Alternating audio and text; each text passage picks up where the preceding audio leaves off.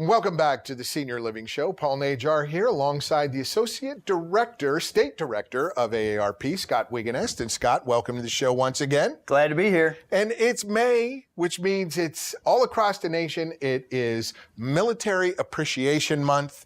What a way to honor our veterans, especially culminating with Memorial Day later in the month. But as it's the first week of May, we've got quite a few things that we can discuss that AARP working in conjunction with the military to help our veterans. Paul, one of the first things we know is almost 4 million of our AARP members are veterans.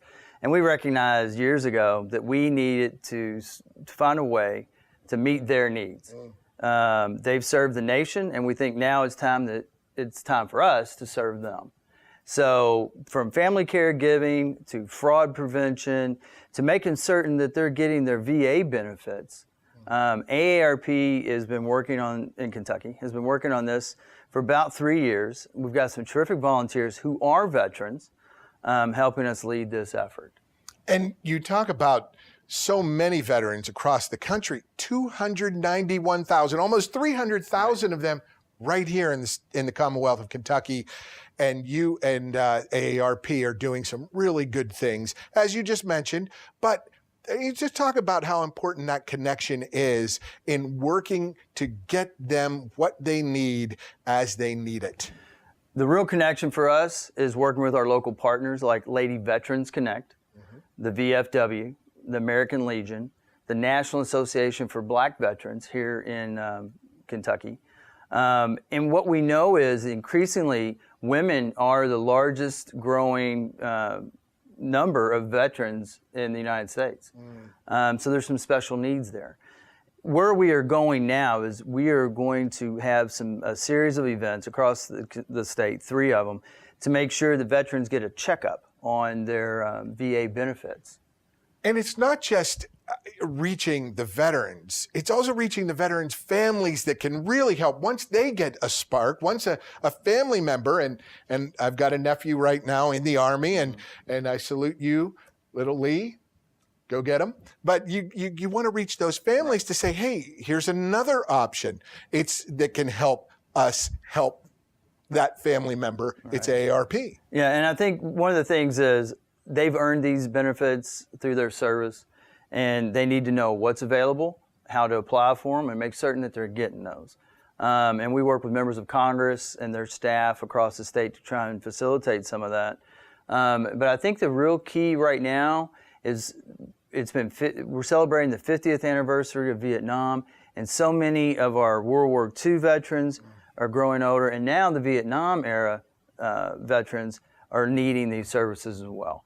And so we need to make certain that they are getting the services that they've earned. One of the interesting things you mentioned before we conduct the interview was about veterans serving veterans and trying to help really specifically that homelessness issue among our veterans in the Commonwealth. And you also had something an interesting statistic that you brought up as well.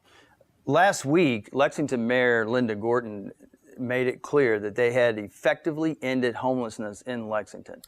And the real story behind that is, A, they're taking care of that social need, but there was a terrific effort by the local partners, the VA, Congressman Andy Barr's office, the National Association for Black Veterans, Lady Veterans Connect, VFW, American Legion. All of these service organizations were pulling their resources together to make certain that no veteran was homeless in Lexington. That's incredible stuff, Scott. And you also have a Welcome Home Veterans program that will be conducted down at Fort Campbell in coming months. Every year at Fort Campbell, the Welcome Home Veterans celebration, this year it's in September 19th, is a week-long celebration of veterans in and around Fort Campbell, put on by AARP Tennessee and the local Chamber of Commerce, and they do a great job. And as someone who appreciates so much, and it's what the military does, and the organization AARP, it shows that appreciation in extending these opportunities. And how can people find out more, Scott, about what AARP does and what you can do to help your family member or friend or that person you may know who has served in the military get those resources that you provide? 2 things. 1, make sure you thank them for their service. Absolutely. 2, visit us at aarp.org/veterans. That's where we've housed all of our resources online. You can download them and pick up what you need. This little handout right here, this little one page that you gave me, what an incredible source of information. You'll find this on the website, correct? Right, correct. And what great information. And we're going to make a special effort on Facebook, ARP Kentucky's Facebook page, to make certain the veterans know that they're appreciated and that we value their service. As do we all. Scott Wigenast with AARP, thank you so much for your time today. And Scott, where can they go to find out more about the resources offered through AARP? Paul, you can go to aarp.org/veterans. That's where we house all of our resources for family caregivers, fraud prevention, and other veterans benefits. And that's good stuff. And we want to thank you for working with them and all the great things AARP does to help our veterans get the services they need. Thank you. It's been a privilege. Absolutely. Thank you. Scott Wigenast with AARP. And we'll be back with more on the Senior Living Show.